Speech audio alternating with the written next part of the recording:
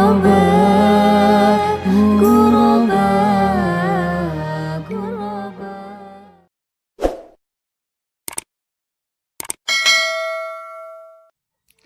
Assalamualaikum warahmatullahi wabarakatuh. Alhamdulillah, alhamdulillahilladzi arsala rasulahu bil huda wa dinil haqq liyujhirahu 'alad dini kullih wa kafa billahi syahida. Asyhadu an la ilaha illallah wa asyhadu anna Muhammadan abduhu wa rasuluh. Addal amanah wa ballagha risalah wa nasahal ummah. Alhamdulillah, puji dan puja syukur kita kehadirat Allah Subhanahu wa taala, di mana hingga sore hari ini di Yaumil Jum'ah ini kita masih Allah pertemukan dalam rangkai iman dan Islam. Salawat dan salam atas junjungan kita Nabi besar Muhammad sallallahu alaihi wasallam. Allahumma shalli ala Muhammad wa ala ali Muhammad. Baik umat hati fillah, kita lanjutkan kajian kita yaitu hadis ketiga yang menerangkan tentang rukun Islam dan faktor fundamental lainnya. An Abi Abdurrahmani Abdullah bin Umar bin Al-Khattab radhiyallahu anhuma qala sami'tu Rasulullah sallallahu alaihi wasallam yaqul bunyal Islam ala khamsin syahadati an la ilaha illallah wa anna Muhammadar Rasulullah wa iqamis shalah wa ita'iz zakah wa hajjil baiti wa saumi Ramadan. Rahul Bukhari wa Muslim. Abu Abdurrahman Abdullah bin Umar bin Khattab radhiyallahu anhu berkata, aku pernah mendengar Rasulullah sallallahu alaihi wasallam bersabda, Islam dibangun di atas 5 pondasi. Yang pertama, persaksian bahwa tiada Tuhan selain Allah dan Muhammad Rasulullah. Yang kedua, melaksanakan sholat. Yang ketiga, mengeluarkan zakat. Yang keempat, haji ke Baitullah. Dan yang kelima, puasa Ramadan. Hadis Rawul Bukhari dan Muslim. Maraji'ul hadis, referensi hadis yang pertama adalah Sahih Al-Bukhari, Kitabul Iman, Bab Al-Iman wa qaulin Nabi sallallahu alaihi wasallam bunyal Islam ala khamsin, hadis nomor 8. Yang kedua, Sahih Muslim, Kitabul Iman, Bab Bayanu Arkanil Islam, hadis nomor 16. Yang ketiga, Sunan At-Tirmidzi, Kitabul Iman, Bab Maja'a fi Bunyal Islam, hadis nomor 2612. Yang keempat, Sunan An-Nasa'i, Kitabul Iman, Bab Ala Kam Bunyal Islam, hadis ke-8 nomor 108. Dan yang kelima, Musnad Imam Ahmad, hadis yang ke-120. Baik umat hati fillah, lanjutkan kita membahas tentang urgensi hadis, ahamiyatul hadis. Hadis tentang rukun-rukun Islam sangatlah penting karena merupakan salah satu dasar Islam, kumpulan dari berbagai hukum, kejelasan tentang ajaran Islam dan memuat rukun-rukun Islam yang telah disebutkan di dalam Al-Quran. Kemudian mufradatul hadis, arti kata per hadis. Bunya artinya dibangun, bentuk mabni majhul dari kata bana. Ala khamsin, di atas 5 dasar atau rukun. Riwayat lain menyebutkannya dengan lafaz ala khamsatin. Syahadati, pengakuan dan pembenaran. Allah ilaha illallah, bahwa tidak ada Tuhan selain Allah. Iqamis sholati, senantiasa menunaikan sholat dengan menjaga dan memenuhi semua syarat dan rukunnya, termasuk memperhatikan segala adab dan sunnahnya.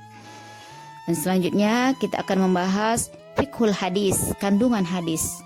Hadis ketiga ini mempunyai intisari atau kandungan. Yang pertama adalah bangunan Islam. Dalam hadis ini Rasulullah sallallahu alaihi wasallam mengilustrasikan bahwa Islam dengan sebuah bangunan yang tertata rapi, tegak di atas pondasi-pondasi yang kokoh. Pondasi-pondasi tersebut adalah yang pertama, 2 kalimat syahadat, kesaksian bahwa tidak ada Tuhan selain Allah dan bahwa Nabi Muhammad sallallahu alaihi wasallam adalah utusan Allah. Artinya mengakui adanya Allah yang tunggal, dan membenarkan kenabian dan kerasulan Muhammad SAW. Rukun ini ibarat pondasi bagi rukun-rukun yang lain. Nabi Muhammad SAW bersabda, "Saya diperintahkan untuk memerangi manusia hingga mereka menyatakan bahwa tidak ada Tuhan selain Allah dan bahwasanya Muhammad adalah Rasulullah." Hadis riwayat Bukhari wa Muslim. Beliau juga bersabda, barang siapa yang menyatakan tidak ada Tuhan selain Allah dengan penuh keikhlasan, maka ia akan masuk surga. Hadis Rahu Al-Bazzar. Kandungan yang kedua adalah menegakkan sholat. Artinya, senantiasa menunaikan sholat pada waktunya dengan memenuhi semua syarat dan rukunnya. Juga memperhatikan segala adab dan sunnah-sunnahnya, sehingga dapat memberikan manfaat kepada seorang muslim, yaitu meninggalkan segala perbuatan keji dan mungkar. Allah Subhanahu wa ta'ala berfirman, "Dan tegakkanlah solat, sesungguhnya solat dapat mencegah perbuatan keji dan mungkar." Di dalam Al-Quran surah Al-Ankabut ayat 45. Solat juga merupakan syiar dan perlambang bagi orang mukmin. Rasulullah SAW bersabda, pembatas antara seseorang dengan kesyirikan dan kekafiran adalah solat. Kandungan selanjutnya yaitu menunaikan zakat, yaitu memberikan bagian tertentu dari harta yang dimiliki kepada mustahik. Mustahik adalah orang-orang yang berhak mendapatkan zakat.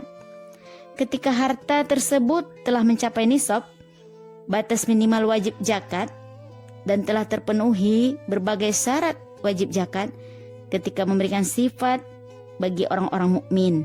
Allah Subhanahu wa ta'ala berfirman, dan orang-orang yang menunaikan zakat, Al-Mu'minun ayat keempat. Dan orang-orang yang dalam hartanya terdapat hak yang jelas bagi orang miskin yang meminta-minta dan tidak mau meminta-minta. Al-Quran surah Al-Ma'arij ayat 24-25. Zakat merupakan ibadah yang berhubungan dengan harta benda. Melalui zakat akan tercipta keseimbangan sosial, terhapusnya kemiskinan, terjalinnya kasih sayang, dan saling menghargai sesama muslim. Sedangkan kandungan daripada hadis yang keempat adalah haji. Haji adalah pergi ke Baitullah di Mekah Al-Mukarramah pada bulan-bulan haji, yaitu Syawal, Dzulqa'dah, dan 10 hari pertama di bulan Zulhijjah. Haji dilakukan dengan menjalankan semua manasik atau amalan-amalan dalam ibadah haji yang telah diajarkan Rasulullah SAW. Haji merupakan ibadah yang berhubungan dengan harta dan jiwa, yang membawa berbagai dampak positif bagi individu dan masyarakat. Bahkan merupakan muktamar Islam internasional, di mana umat Islam dari seluruh penjuru dunia berkesempatan untuk bertemu dan saling mengenal. Allah Subhanahu wa ta'ala berfirman, dan berserulah kepada manusia untuk mengerjakan haji. Niscaya mereka akan datang kepadamu dengan berjalan kaki, dengan mengendarai unta yang kurus, yang datang dari segenap penjuru dunia yang jauh, supaya mereka menyaksikan berbagai manfaat dari mereka, dan supaya mereka menyebut nama Allah pada hari yang telah ditentukan, atas rizki yang Allah beri kepada mereka berupa binatang ternak, maka makanlah sebagian daripadanya, dan sebagian lagi berikanlah untuk dimakan orang-orang yang sengsara lagi fakir. Al-Quran surah Al-Hajj ayat ke-27 sampai 28. Karenanya pahala haji sangatlah besar. Rasulullah SAW bersabda, tidak ada pahala bagi haji yang mabrur kecuali jannah. Ibadah haji diwajibkan pada tahun ke-6 Hijriah melalui firman Allah Subhanahu wa ta'ala, mengerjakan haji adalah kewajiban manusia terhadap Allah, yaitu bagi orang yang sanggup melakukan perjalanan ke Baitullah. Al-Imran ayat 97. Selanjutnya kandungan daripada hadis ketiga adalah puasa Ramadan.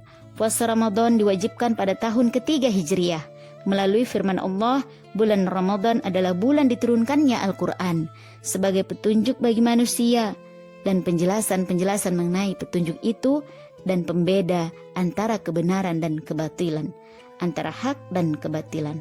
Karena itu, barang siapa di antara kamu yang masuk bulan Ramadan, maka puasalah. Al-Quran Surah Al-Baqarah ayat 185. Karena puasa merupakan ibadah yang dapat mensucikan jiwa, membersihkan hati, menyehatkan tubuh. Barang siapa yang berpuasa karena semata-mata menjalankan perintah Allah dan mencari keridhaan-Nya, maka puasa tersebut akan menghapuskan dosa-dosanya dan menjadi sarana untuk mendapatkan jannah. Rasulullah SAW bersabda, barang siapa berpuasa di bulan Ramadan karena keimanan dan mencari pahala, maka dosa-dosa masa lalunya akan diampunkan. Selanjutnya, isi kandungan daripada hadis ketiga adalah rukun-rukun Islam merupakan kesatuan yang saling terkait. Barang siapa yang melaksanakan rukun-rukun tersebut secara utuh, ia adalah seorang muslim yang sempurna imannya. Barang siapa yang meninggalkan keseluruhannya, ia adalah kafir. Barang siapa yang mengingkari salah satu darinya, ia bukanlah orang muslim. Barang siapa yang meyakini keseluruhan namun mengabaikan salah satu selain 2 kalimat syahadat karena malas, ia adalah orang yang fasik. Barang siapa yang melaksanakan keseluruhannya dan juga mengakui secara lisan namun hanya berpura-pura, ia adalah orang munafik. Yang ketiga, tujuan daripada ibadah. Kandungan daripada hadis ketiga ini adalah menjelaskan tentang tujuan kita beribadah. Karena ibadah dalam Islam bukanlah sekedar bentuk kegiatan fisik. Lebih dari itu, ibadah mempunyai tujuan yang mulia. Solat misalnya tidak akan berguna jika orang yang melakukan solat tidak meninggalkan perbuatan keji dan mungkar. Puasa tidak akan bermanfaat ketika orang melakukan puasa tidak meninggalkan perbuatan dusta. Haji atau zakat tidak akan diterima jika dilakukan hanya karena ingin dipuji orang lain. Meskipun demikian, bukan berarti ketika tujuan dan buah tersebut belum tercapai, ibadah boleh ditinggalkan. Dalam kondisi seperti ini, seseorang tetap berkewajiban untuk menunaikan seikhlas mungkin dan senantiasa berusaha mewujudkan tujuan dari setiap ibadah yang dia lakukan. Sedangkan yang keempat, isi kandungan daripada hadis ketiga adalah cabang-cabang iman. Perkara-perkara yang disebutkan dalam hadis di atas bukanlah keseluruhan masalah yang ada dalam Islam. Penyebutan dalam hadis ini hanya terbatas pada perkara-perkara di atas, mengingat urgensi perkara-perkara tersebut. Karena masih banyak perkara-perkara lain dalam Islam yang harus disebutkan Rasulullah SAW. Rasulullah bersabda, iman mempunyai cabang hingga 70 lebih. Hadis muttafaq alaih. Sedangkan yang terakhir, kandungan daripada hadis yang ketiga ini adalah melalui hadis ini kita bisa memahami bahwa Islam adalah akidah atau keyakinan dan perbuatan. Karenanya amal perbuatan akan sia-sia tanpa adanya iman, dan iman tidak bermakna tanpa adanya amal perbuatan. Mudah-mudahan kita bisa melaksanakan iman serta amal yang kita lakukan benar-benar ikhlas karena Allah Subhanahu wa ta'ala. Sekali lagi kita baca hadis yang ketiga ini.